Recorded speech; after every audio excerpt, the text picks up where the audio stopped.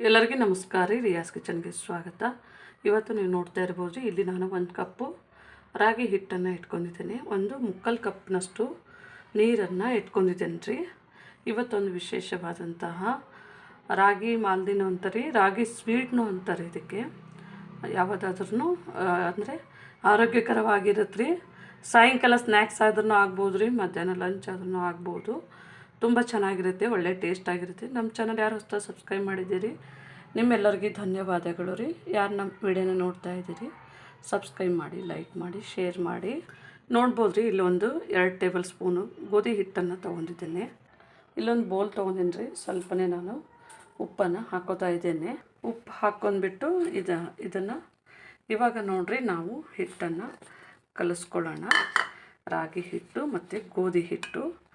ಇದು ಗೋಧಿ ಹಿಟ್ಟು ಆಪ್ಷನ್ನು, ನೀವು ಬೇಕಿದ್ದರೆ ಹಾಕ್ಕೋಬೋದು, ಬೇಡಂದರೆ ಸ್ಕಿಪ್ ಮಾಡ್ಬೋದು.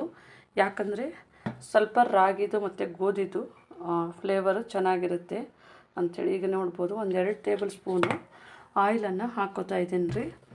ನಿಮಗೆ ಆಯಿಲ್ ಬೇಡ ಅಂದರೆ ತುಪ್ಪನೂ ಹಾಕ್ಕೋಬೋದು, ಇಲ್ಲ ಅಂತಂದರೆ ನೀರಿನಲ್ಲೂ ಕಲಿಸ್ಬೋದು. ತುಂಬ ಚೆನ್ನಾಗಿ ಇದು ಈ ಥರ ಕಲಿತ್ರೆ ನೋಡಿರಿ, ಒಳಗಡೆ ಸಾಫ್ಟ್ ಇರುತ್ತೆ, ಆ ಕೈಗೆ ಅಂಟು ಬರೋದಿಲ್ಲ ಅಂಥೇಳಿ ನಾನು ಇದಕ್ಕೆ 1-2 ಟೇಬಲ್ ಸ್ಪೂನಷ್ಟು ಆಯಿಲನ್ನು ಹಾಕ್ಕೊಂಡಿದ್ದೀನಿ ರೀ. ಇದನ್ನು ಸ್ವಲ್ಪ ಚೆನ್ನಾಗಿ ಈ ಥರ ಕಲಿಸ್ಬೇಕು ರೀ. ಅಂದರೆ ನಮ್ಮದು ಸ್ವಲ್ಪ ಎಣ್ಣೆ ಅಂಶ ಇದಕ್ಕೆ ಹಿಟ್ಟಿಗೆ ಚೆನ್ನಾಗಿ ಹೊಂದ್ಕೋಬೇಕು. ಇವಾಗ ನೋಡ್ಬೋದು ರೀ, ನಮ್ಮದಿದು ನಾನಿದು ಹಿಟ್ಟನ್ನು ಚೆನ್ನಾಗಿ ಆಯಿಲಲ್ಲಿ ಇದನ್ನು ಕಲಿಸ್ಕೊಂಡಿದ್ದೀನಿ.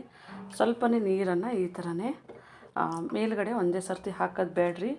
ಸ್ವಲ್ಪ ಹಿಟ್ಟಲ್ಲಿ ಈ ಥರನೇ ಚೆನ್ನಾಗಿ ಈ ಥರನೇ ಒರೆಸಿ ಸ್ವಲ್ಪನೇ ನೀರು ಹಾಕಬೇಕು. 1/4 ಕಪ್ ನೀರಾದರೆ ಸಾಕಾಗತ್ತೆ ರೀ.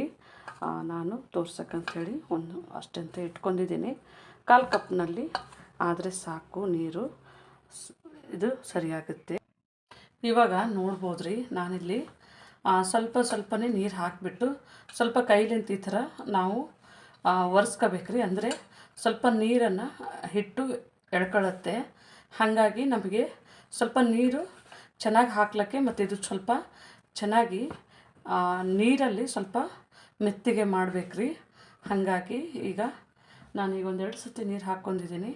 ಮತ್ತು ಸ್ವಲ್ಪ 1 ಟೇಬಲ್ ಸ್ಪೂನು 2 ಟೇಬಲ್ ಸ್ಪೂನು ನೋಡಿ ನೀರು ಈ ಥರನೇ ಸ್ವಲ್ಪನೇ ಕಲಿಸ್ಕೊಂಡು ಚೂರು ಒಂದು 2-3 ನಿಮಿಷ ಆಗ್ಬೋದು ನಿಮಗೆ.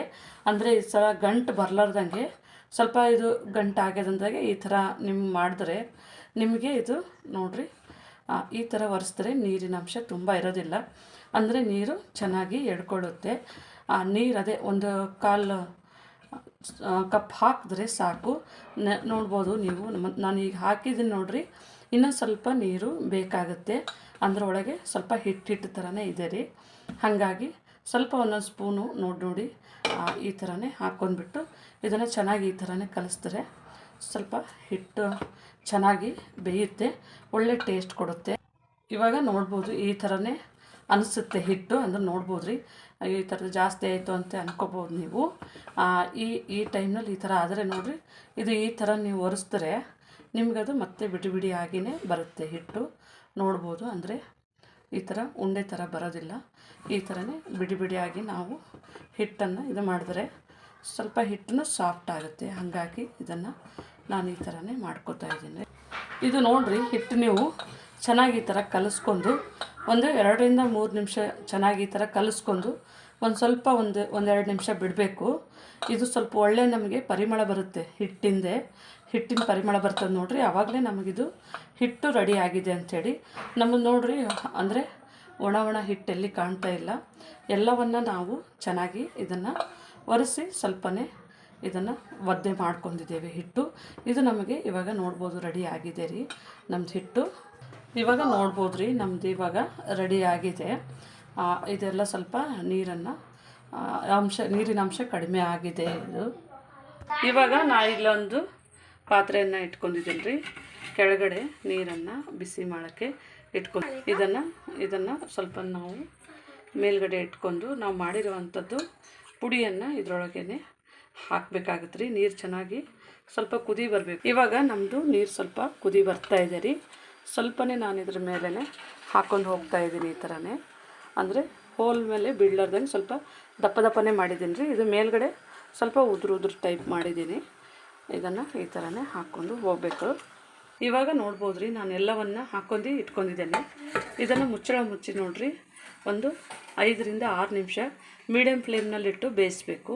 ಇವಾಗ ನೋಡ್ಬೋದು ರೀ, ನಾನು ಮುಕ್ಕಾಲ್ನಷ್ಟು ತೊಗೊಂಡು ನೋಡಿರಿ 1/4 ಕಪ್ನಷ್ಟು ನೀರು ಉಳಿದಿದ್ದೆ. ಇಷ್ಟು ನೀರು ಮಿಕ್ಕಿದೆ ನಮಗೆ. ಇವಾಗ ಇದನ್ನು ಓಪನ್ ಮಾಡಿ ನೋಡೋಣ ರೀ. ನಮ್ಮದು 10 ನಿಮಿಷಗಳ ಕಾಲ ಬೇಯಿಸಿದ್ದೇನೆ. ನೋಡ್ಬೋದು ನಮ್ಮದು ಕಲರು ಚೇಂಜ್ ಆಗಿದೆ ರೀ. ಅವಾಗ ನಾವು ಹಾಕಬೇಕಾದ್ರೆ ಬೇರೆ ಕಲರ್ ಇತ್ತು ನೋಡಿರಿ. ಇವಾಗ ಇದು ಒಳ್ಳೆ ಫ್ಲೇವರ್ ಬರ್ತದೆ. ನಾವು ಮುದ್ದೆ ಮಾಡಬೇಕಾದ್ರೆ ಯಾವ ಥರ ಪರಿಮಳ ಬರ್ತದೆ ನೋಡಿರಿ, ಅದೇ ಥರ ಬರುತ್ತೆ. ನಾನು ಇದನ್ನು ಆಫ್ ಮಾಡ್ತಾಯಿದ್ದೇನೆ. ಇಲ್ಲಿ ನೋಡ್ಬೋದು ರೀ, ನಾನೊಂದು ಸ್ವಲ್ಪನೇ ಇದನ್ನು ಒಣ ಕೊಬ್ಬರಿಯನ್ನು ತುರಿದು ಇಟ್ಕೊಂಡಿದ್ದೇನೆ. ಮತ್ತು ಸ್ವಲ್ಪ ರುಚಿಗೆ ಅಂಥೇಳಿ ಬೆಲ್ಲವನ್ನು ಇಟ್ಕೊಂಡಿದ್ದೀನಿ. ನಾನು ಸ್ವೀಟ್ ಮಾಡ್ತಾಯಿದ್ದೇನೆ. ಇವಾಗ ಇದೇ ಪಾತ್ರೆ ನಾವು ಮಾಡಿರುವಂಥದ್ದು ಹಾಕ್ಕೊಳ್ಳೋಣ ರೀ. ಇವಾಗ ನೋಡ್ಬೋದು ರೀ, ನಮ್ಮದು ಎಲ್ಲವನ್ನು ಇದಕ್ಕೇ ಹಾಕ್ಕೊಂಡಿದ್ದೀನಿ. ಇವಾಗ ಇದು ಸ್ವಲ್ಪನೇ ಬಿಸಿ ಇರುತ್ತೆ ರೀ. ಇದು ನಿಮಗೆ ಉಪ್ಪಿಟ್ಟು ಥರ ಮಾಡ್ಕೋಬೇಕಾದ್ರೆ ನಾವು ಉಪ್ಪಿಟ್ಟಿಗೆ ಯಾವ ಥರ ಒಗ್ಗರಣೆ ಹಾಕ್ತೀವಿ ನೋಡಿರಿ, ಅದೇ ಥರ ಹಾಕಿ ಮಾಡ್ಕೊಂಡ್ರೂ ಟೇಸ್ಟ್ ಚೆನ್ನಾಗಿರುತ್ತೆ. ನಿಮಗೆ ಸ್ವೀಟ್ ಬೇಕಂದರೆ ಈ ಥರನೂ ಚೆನ್ನಾಗಿರುತ್ತೆ. ನಾನು ಒಣ ಕೊಬ್ಬರಿ ಮತ್ತು ಬೆಲ್ಲವನ್ನು ಹಾಕ್ತಾಯಿದ್ದೀನಿ ರೀ. ಇವಾಗ ಇದನ್ನು ನೋಡಿರಿ, ಚೆನ್ನಾಗಿ ನಾವು ಇದನ್ನು ಮಿಕ್ಸ್ ಮಾಡಬೇಕು. ತುಂಬ ಟೇಸ್ಟಾಗಿರುತ್ತೆ ರೀ. ಮಕ್ಕಳಿಗೂ ಹೆಲ್ದಿ ಆಗಿರುತ್ತೆ, ದೊಡ್ಡವರಿಗೂ ಹೆಲ್ದಿ ಆಗಿರುತ್ತೆ. ನಿಮಗೆ ಇಷ್ಟ ಇದ್ದರೆ ಸ್ವಲ್ಪನೇ ತುಪ್ಪವನ್ನು ಹಾಕ್ಕೋಬೋದು ರೀ. ಅಂದರೆ ಸ್ವಲ್ಪ ಬಿಸಿ ಇರ್ತದೆ ನೋಡಿರಿ ಇದರೊಳಗೇ.